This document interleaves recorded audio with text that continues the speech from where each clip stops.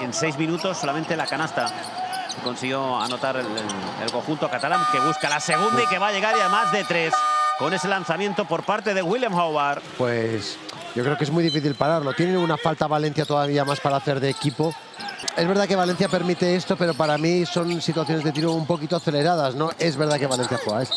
1 de 4 en el tiro. Canastón. Canastón del Jamider, que según iba cayendo se escuchaba el ¡anguán! Un gran desacierto fallando sus primeros tiros, pero luego encontrando en el campo abierto sus opciones y castigando un poquito las situaciones de bloqueo directo contra Costello. Está otra vez Sergio de la Rea. De la Rea, a punto de perder esa pelota y no ha salido. Sí, muy bien. No ha salido el mate, que va a llegar ahí a 2 manos al Jamider, que corría por el medio. Motivado, algún 2+1. Ahí vemos a Howard también.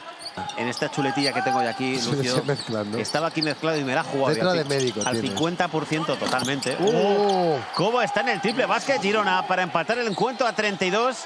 Descarados iban de... Está utilizando cambios en bloqueos directos, ¿no? Y lo que hace también... Arrancó el segundo tiempo y está Ike Iroegu. Cuando ese balón para el Jamider, la entrada a canasta buscando la bombita, no, lo que busca y encuentra... Ahí está la jugada repetida. Cómo lanza esa bola. Y el rebote se lo ha quedado Josep Puerto. Apuro demasiado esa acción. Un lanzamiento no demasiado bueno. Sergio de la Rea. Esto pasa con el descaro. De ese segundo cambio.